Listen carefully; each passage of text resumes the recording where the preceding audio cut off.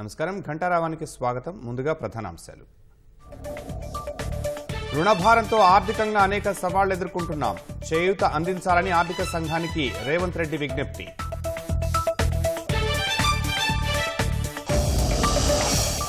ఈ నెల 16న మరోసారి ఢిల్లీ వెళ్లనున్న ముఖ్యమంత్రి.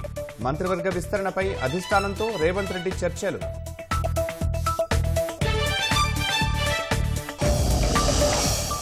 పార్టీ ఫిరాయించిన వారికి పీఏసీ ఇవ్వడంపై బీఆర్ఎస్ బీజేపీ అభ్యంతరం.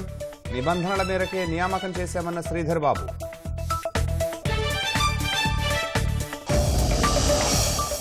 మూడు నెలల్లో బీసీ కులగణన పూర్తి చేయాలన్న హైకోర్టు.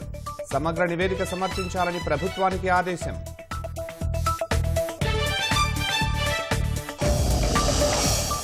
హుస్సేన్ సాగర్లో గణేష్ విగ్రహాల నిమజ్జనంపై స్పష్టత. మట్టి ఈకో ఫ్రెండ్లీ విగ్రహాలకే అనుమతిచ్చిన హైకోర్టు.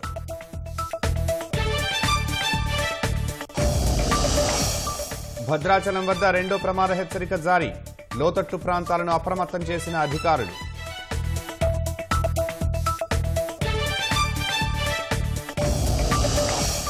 ప్రయాణించిన దూరానికే చెల్లించేలా కేంద్రం చర్యలు. శాటిలైట్ ఆధారిత టోల్ను నోటిఫై చేసిన ప్రభుత్వం.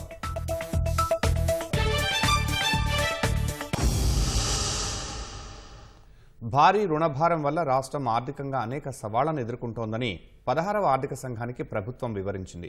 రుణ సమస్యను పరిష్కరించేందుకు అప్పులను రీస్ట్రక్చర్ చేయడం లేదా అదనపు ఆర్థిక తోడ్పాటును ఇవ్వాలని ముఖ్యమంత్రి రేవంత్ రెడ్డి కోరారు. కేంద్ర పన్నుల్లో రాష్ట్రాల వాటాను 50% పెంచాలని, తలసరి ఆదాయం ఆధారంగా నిధులు కేటాయిస్తే నష్టపోతామని సర్కార్ తెలిపింది. రాష్ట్రం ప్రతిష్టాత్మకంగా చేపట్టిన యంగ్ ఇండియా సమీకృత గురుకులాలు, రీజనల్ రింగ్ రోడ్, మహిళా సంఘాలకు రుణాలు వంటి పథకాలను ప్రత్యేక కేటాయింపులు చేయాలని విజ్ఞప్తి చేసింది. అప్పులతో తీవ్ర ఇబ్బంది పడుతున్న రాష్ట్రానికి కేంద్రం ఆర్థికంగా అండగా నిలవాలని రాష్ట్ర ప్రభుత్వం కోరింది. ఈ మేరకు ప్రజాభవన్ వేదికగా 16వ కేంద్ర ఆర్థిక సంఘం చైర్మన్ అరవింద్ పనగాడియా నేతృత్వంలో జరిగిన సమావేశంలో ముఖ్యమంత్రి రేవంత్ రెడ్డి, ఉప ముఖ్యమంత్రి మల్లు భట్టి విక్రమార్క సహా మంత్రులు, ఉన్నతాధికారులు పాల్గొన్నారు. రాష్ట్ర ప్రభుత్వ విజ్ఞప్తులను ఆర్థిక సంఘానికి వివరించారు. దేశంలోనే యంగెస్ట్ స్టేట్ అయిన తెలంగాణని ది ఫ్యూచర్ స్టేట్ గా పిలుస్తున్నట్లు సీఎం రేవంత్ రెడ్డి చెప్పారు. దేశాభివృద్ధిలో తెలంగాణ కీలక పాత్ర పోషిస్తుందని, భారత్ ను $5 ట్రిలియన్ ఆర్థిక వ్యవస్థగా మార్చాలన్న ప్రధాని మోదీ లక్ష్య సాధనకు సంపూర్ణంగా సహకరిస్తామన్నారు. తెలంగాణని $1 ట్రిలియన్ ఆర్థిక వ్యవస్థగా తీర్చిదిద్దుతామని, అందుకు తగినంత సహాయం అందించాలని కోరారు. భారీ రుణభారం రాష్ట్రానికి సవాలుగా మారిందనే విషయాన్ని 16వ ఆర్థిక సంఘం దృష్టికి ప్రభుత్వం తీసుకెళ్లిందని ఉప ముఖ్యమంత్రి భట్టి విక్రమార్క వెల్లడించారు. గత ఆర్థిక సంవత్సరం చివరి నాటికే రాష్ట్ర రుణభారం 6,85,000 కోట్లకు చేరుకుందన్నారు. అప్పుల్ని రీస్ట్రక్చర్ చేసే అవకాశం ఇవ్వాలని కోరినట్లు భట్టి తెలిపారు. ప్రతి నెల రాష్ట్ర ప్రభుత్వం ఇచ్చేటువంటి జీతాలు 5,000 కోట్ల రూపాయలుంటే, అప్పులు వడ్డీలు కట్టేటువంటి డబ్బులు జీతాలు కట్టేటువంటి డబ్బుల కంటే ఎక్కువగా ఉంటున్నాయి.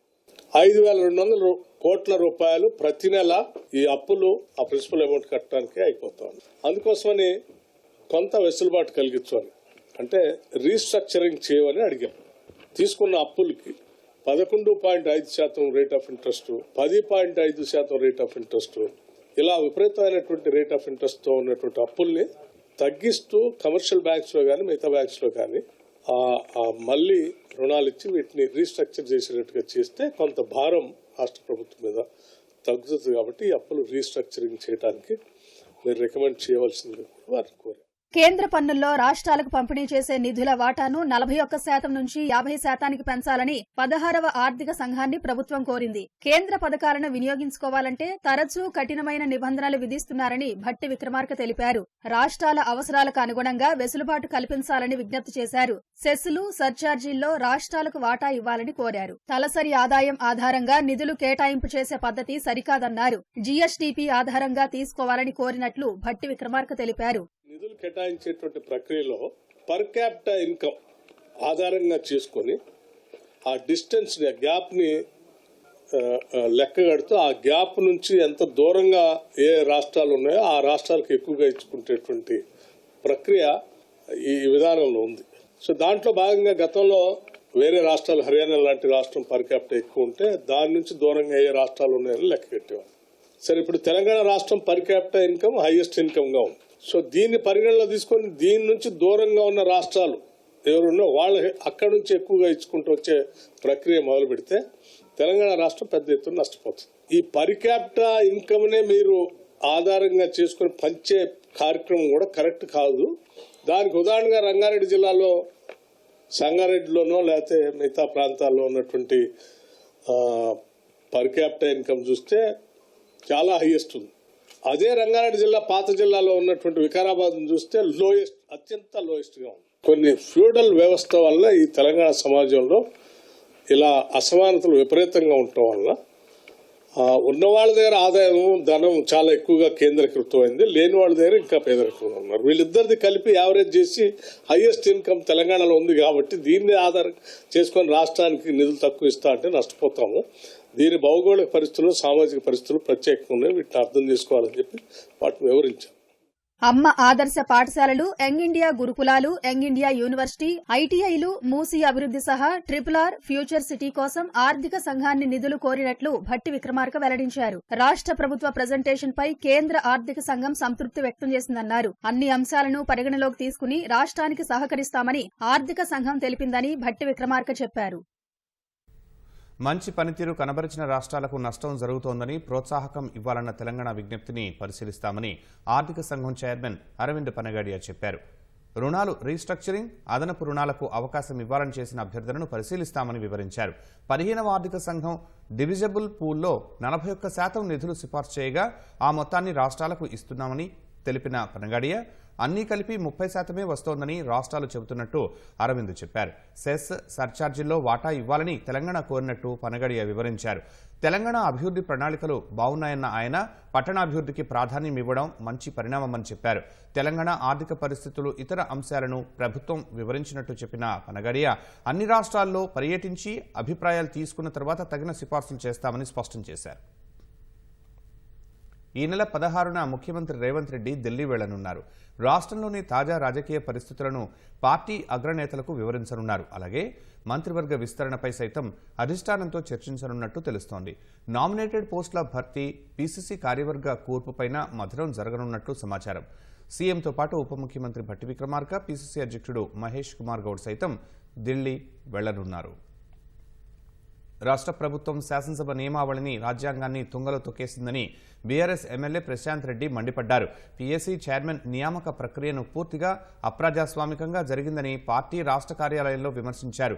ప్రతిపక్ష పార్టీ సభ్యుడికే పీఏసీ చైర్మన్ ఇవ్వాలని రూల్ బుక్లో ఉందని గుర్తు చేశారు. కేసీఆర్ ఆదేశాల మేరకు పార్టీ నుంచి 3 నామినేషన్ వేస్తే పార్టీ ఎమ్మెల్యేలు ఓటు వేయకుండా అరికపూడి గాంధీకి ఎలా ఇస్తారని నిలదీశారు. నామినేషన్ వేసిన హరీష్ రావు పేరు ఎన్నిక కమిటీలో ఎందుకు లేదని ప్రశ్నించారు. పబ్లిక్ అకౌంట్స్ కమిటీ చైర్మన్ ప్రతిపక్ష నేత సూచించినటువంటి ప్రతిపక్ష సభ్యుడికి ఇవ్వడం కాకుండా బీఆర్ఎస్ పార్టీ నుంచి కాంగ్రెస్ పార్టీలోకి ఫిరాయించినటువంటి అరికెబూడి గాంధీ గారికి పీఏసీ చైర్మన్ ఇవ్వడం అంటే అసెంబ్లీ సాంప్రదాయాల్ని, నియమావళిని, అట్లనే పార్లమెంటరీ స్ఫూర్తికి కూడా విరుద్ధం.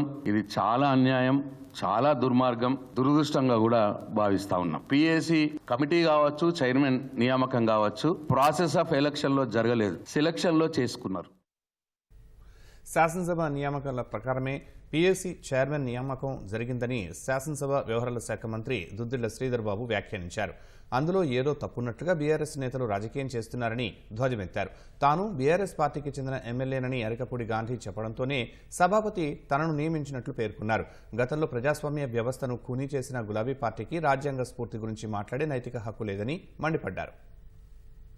శాసన సభాపతి గారు రూల్స్ కు అనుగుణంగా, ఈ రోజు ప్రెసిడెంట్స్ కు అనుగుణంగా, రాజ్యాంగ స్ఫూర్తితో రూల్ బుక్ పరంగా ఓ ప్రతిపక్షానికి సంబంధించిన శాసన సభ్యుడిని పీఏసీ కమిటీ చైర్మన్ చేయటం జరిగిందని మేము గట్టిగా నమ్ముతాము. మీరే వ్యవస్థలంతా కూడా కాలరాసి, మీరే పార్టీకి సంబంధించిన ఫిరాయింపుల పరంగా, శాసనసభ్యుల ఫిరాయింపుగా మీరు చేసిన ప్రజాస్వామ్యాన్ని మా కాంగ్రెస్ పార్టీ నమ్ముతుంది, మా ప్రభుత్వం నమ్ముతుంది. దానికి తోడు ప్రజాస్వామ్యాన్ని నమ్మే వ్యవస్థలకు సంబంధించి ఏ నిర్ణయం తీసుకున్నా, ఈ రోజు లెజిస్లేచర్ గాని, ఎగ్జిక్యూటివ్ గాని, జ్యుడిషియరీ గాని ఏ నిర్ణయాలు తీసుకున్నా ఆ వ్యవస్థలకు సంబంధించి రాజ్యాంగంలో పొంచి ఉన్న వారి అధికారాలను కాపాడే విధంగా మా ప్రభుత్వం ముందుకు సాగుతుందని ప్రజలందరికీ కూడా తెలియజేస్తా ఉన్నాను.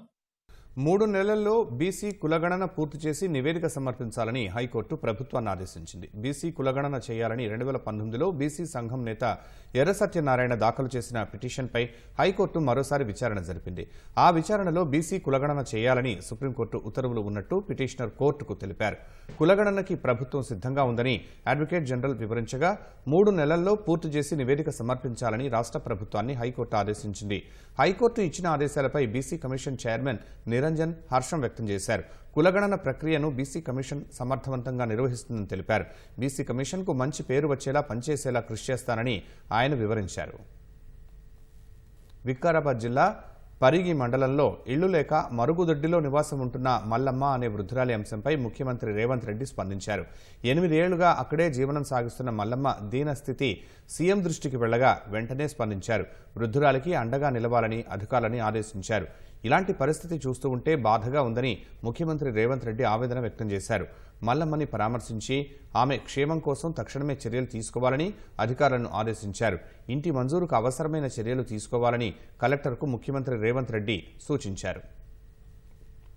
కరీంనగర్ హసన్పర్తి కొత్త రైల్వే లైన్ ప్రాజెక్టు పూర్తి నివేదిక DPR సిద్ధమైనందున నిర్మాణ పనులకి అనుమతి ఇవ్వాలని రైల్వే శాఖ మంత్రి అశ్విని వైష్ణవ్ను కేంద్ర హోంశాఖ సహాయ మంత్రి బండి సంజయ్ కోరారు. ఢిల్లీలో అశ్విని వైష్ణవ్ను కలిసి బండి సంజయ్ లేఖలు అందించారు. కరీంనగర్ నుంచి హసన్పర్తి వరకు 61.8 కిలోమీటర్ల మేరకు నిర్మించే కొత్త రైల్వే లైన్కు 1415 కోట్లు ఖర్చవుతుందని, ఆ మేరకు DPR సిద్ధమైందని తెలిపారు. రైల్వే బోర్డులో ఆ అంశం పెండింగ్లో ఉందని, తక్షణమే ఆమోదం తెలపాలని కోరారు. కొత్త రైల్వే లైన్ నిర్మాణం పూర్తయితే కరీంనగర్ పార్లమెంటు నియోజకవర్గ ప్రజలకి ఎంతో మేలు కలుగుతుందని, కరీంనగర్ వరంగల్ మధ్య వాణిజ్య రాకపోకలు పెరిగి ఆర్థిక వృద్ధికి తోడ్పడుతుందన్నారు. కరీంనగర్ పార్లమెంట్ నియోజకవర్గ పరిధిలోని ఉప్పల్ రైల్వే స్టేషన్ని అప్గ్రేడ్ చేయటం సహా జమికుంట స్టేషన్ వద్ద దక్షిణ్ ఎక్స్ప్రెస్ రైలు ఆగేలా అధికారులను ఆదేశించాలంటూ రైల్వే మంత్రికి బండి సంజయ్ మరో లేఖ అందించారు. ఉప్పల్ స్టేషన్లో ప్లాట్ఫామ్, రైల్వే స్టేషన్ భవనాన్ని ఆధునీకరించాలని, కొత్త రైల్వే సేవలను ప్రవేశపెట్టాలని కోరారు. ప్రయాణికుల మరిన్న సౌకర్యాలు కల్పించాలని కోరారు. ఉప్పల్ రైల్వే స్టేషన్ ఆధునీకరణకు సంబంధించి నిధులను వెంటనే మంజూరు చేయాలని విజ్ఞప్తి చేశారు. వైద్య విధాన పరిషత్ ఆసుపత్రుల సిబ్బందికి వేతనాలు చెల్లించకపోవడంపై మాజీ మంత్రి హరీష్ రావు ఆగ్రహం వ్యక్తం చేశారు. తెలంగాణ వైద్య విధాన పరిషత్ ఆసుపత్రుల్లో పనిచేస్తున్న శానిటేషన్, పేషెంట్ కేర్, భద్రతా సిబ్బందికి 6 నెలల బకాయిలను వెంటనే చెల్లించాలని డిమాండ్ చేశారు. ఉద్యోగులు అందరికీ 1వ తేదీనే జీతాలు చెల్లిస్తున్నట్లు చెప్పుకుంటున్న ముఖ్యమంత్రి రేవంత్ రెడ్డికి తెలంగాణ వైద్య విధాన పరిషత్ సిబ్బంది ఇబ్బందులు కనిపించడం లేదా అని హరీష్ రావు ప్రశ్నించారు. విష జ్వరాలు విజృంభించి రోగులతో ఆసుపత్రులు కిక్కిరిసిపోతున్నా ఆసుపత్రుల నిర్వహణను ప్రభుత్వం గాలికి వదిలేసిందనడానికి సిబ్బందికి జీతాల చెల్లింపులో జాప్యమే నిదర్శనమని హరీష్ వ్యాఖ్యానించారు. ఈ ఏడాది ఫిబ్రవరి నుంచి కాంట్రాక్టర్లకు బిల్లులు చెల్లించకపోవడం ఆసుపత్రుల సిబ్బందికి శాపంగా మారిందన్నారు. భూమి కోసం, భుక్తి కోసం చాకలి ఐలమ్మ చేసిన పోరాటం నేటి మహిళలకు స్ఫూర్తిదాయకం. ఆమె ఆశయ సాధన కోసం రాష్ట్ర ప్రభుత్వం పనిచేస్తుందని ముఖ్యమంత్రి రేవంత్ రెడ్డి అన్నారు. చాకలి ఐలమ్మ 39వ వర్ధంతి సందర్భంగా ఘనంగా నివాళులర్పించారు. మహిళా శక్తికి, బహుజన ధీరత్వానికి చాకలి ఐలమ్మ ప్రతీకగా నిలిచారని మాజీ ముఖ్యమంత్రి కేసీఆర్ అన్నారు. ప్రజా వ్యతిరేక పాలనపై ధిక్కారాన్ని ప్రకటించిన చాకలి ఐలమ్మ ప్రతిఘటనా తత్వం ఎల్లవేళలా ఆదర్శమని కొనియాడారు. ఐలమ్మ చూపిన పోరాట స్ఫూర్తి అందరికీ స్ఫూర్తిదాయకమని కంటోన్మెంట్ శాసనసభ్యుడు గణేష్ అన్నారు. పీడిత జన విముక్తి కోసం జరిపిన తెలంగాణ సాయుధ పోరాటంలో సామాన్యులు కూడా భాగస్వాములు కావడానికి ఐలమ్మే స్ఫూర్తి అని మహబూబ్నగర్ ఎమ్మెల్యే ఎన్ఎం శ్రీనివాసరెడ్డి కొనియాడారు. ఐలమ్మ చరిత్రను పిల్లలకు పాఠాల ద్వారా నేర్పాల్సిన అవసరం ఉందని చెప్పారు. చాకలి ఐలమ్మ 39వ వర్ధంతి వేడుకలు మెదక్ సమీకృత కలెక్టరేట్ కార్యాలయంలో జిల్లా బీసీ సంక్షేమ శాఖ ఆధ్వర్యంలో ఘనంగా జరిగాయి. వరంగల్ జిల్లా నర్సంపేట పట్టణంలో అటవీ శాఖ కార్యాలయం సమీపంలో ఐలమ్మ విగ్రహానికి పూలమాలలు వేసి ఘనంగా వేడుకలు నిర్వహించారు.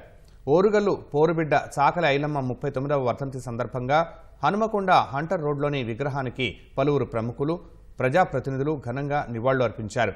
ఆమె పోరాట పటిమని స్మరించుకున్నారు.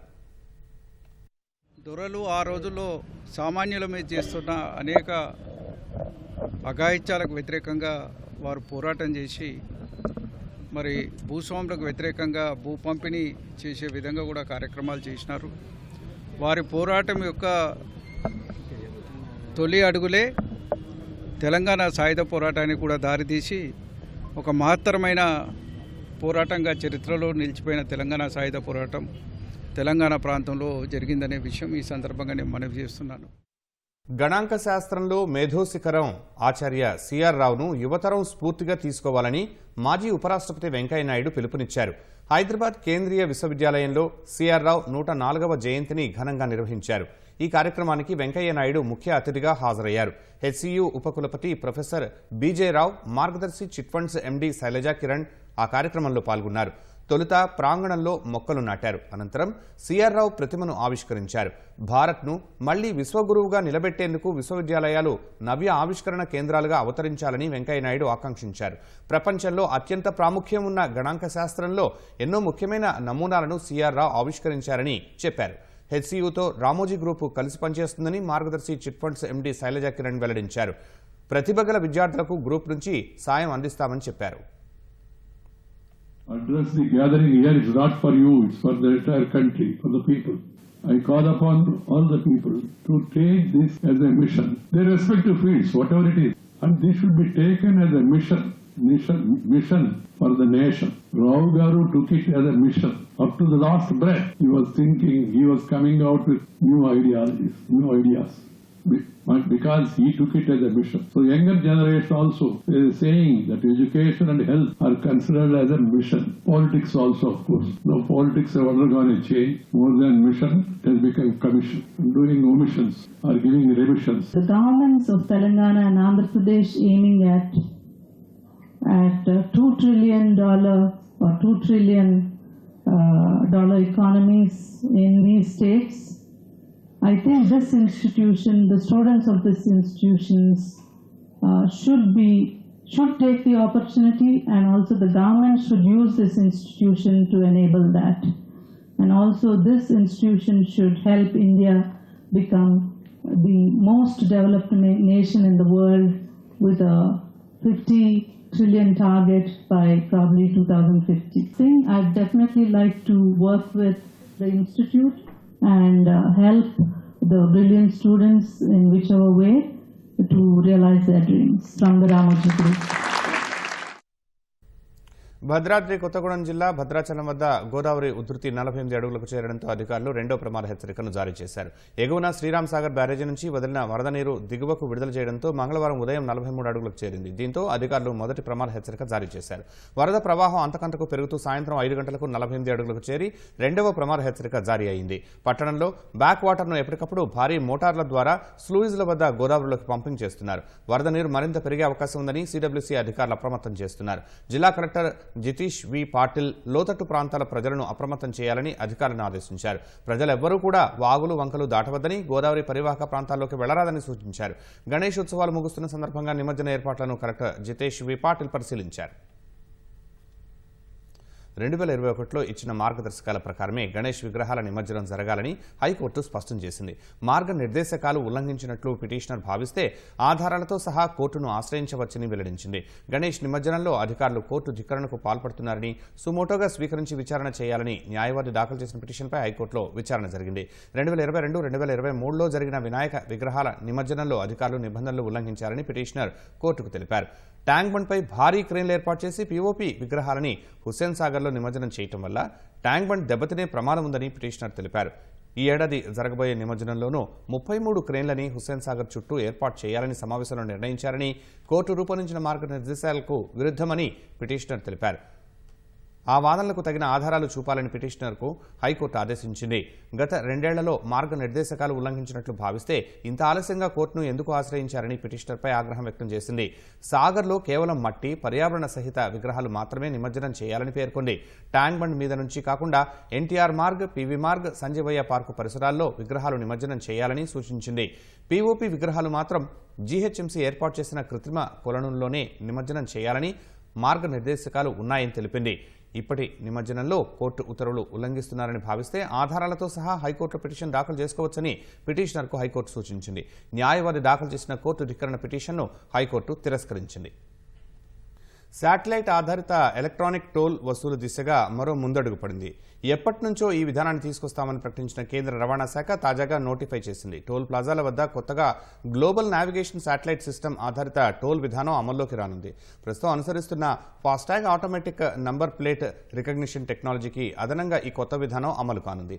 నావిగేషన్ శాటిలైట్ సిస్టమ్తో కూడిన ఆన్బోర్డ్ యూనిట్ కలిగిన వాహనాలు టోల్ ప్లాజా మీదుగా వెళ్లినప్పుడు ప్రయాణించిన దూరానికే టోల్ ఫీజు ఆటోమేటిక్గా చెల్లింపు జరిగిపోతుంది. ఈ తరహా వాహనాలకు ప్రత్యేక లైన్లు ఏర్పాటు చేయనున్నారు. నావిగేషన్ డివైస్ లేని వాహనాలకు సాధారణ టోల్ ఛార్జీలే వర్తిస్తాయి. లోక్సభ ఎన్నికల్లో అన్ని పార్టీలకు సమాన అవకాశాలు లభించలేదని కాంగ్రెస్ మాజీ అధ్యక్షుడు రాహుల్ గాంధీ ఆరోపించారు. అయినా ప్రజలు మోదీ అనే ఆలోచనను ధ్వంసం చేశారని అన్నారు. ఎన్నికల సంఘం అధికార బీజేపీకి అనుకూలంగా పనిచేసిందన్నారు. అమెరికా పర్యటనలో ఉన్న రాహుల్ గాంధీ జార్జ్ టౌన్ విశ్వవిద్యాలయం విద్యార్థులను ఉద్దేశించి ప్రసంగించారు. ప్రస్తుతం భారత్లో ఆదివాసీలు, దళితులు, ఓబీసీలకు సరైన ప్రాధాన్యం లేదన్నారు. అన్ని వర్గాల సమాన అవకాశాలు లభించినప్పుడే రిజర్వేషన్ల రద్దుపై తమ పార్టీ ఆలోచన చేస్తుందన్నారు.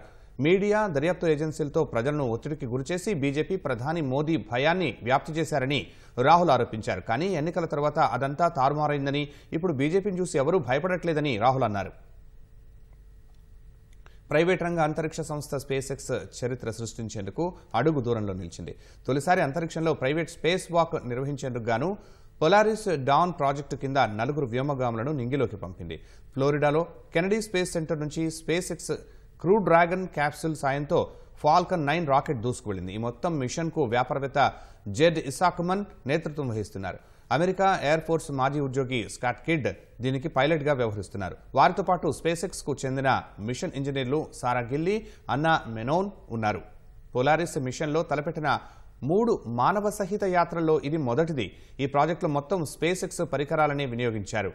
ఈ మిషన్ అంతర్జాతీయ అంతరిక్ష కేంద్రం సమీపంలో ఆగదు. కానీ భూమికి దాదాపు 700 కిలోమీటర్ల ఎత్తులోకి వ్యోమగాములను తీసుకువెళ్లి భూ ప్రదక్షిణ చేయనుంది. ఈ ప్రాజెక్టును ఆగస్టు 27నే చేపట్టాల్సి ఉన్నా వాతావరణం అనుకూలంగా లేకపోవడంతో వాయిదా వేశారు.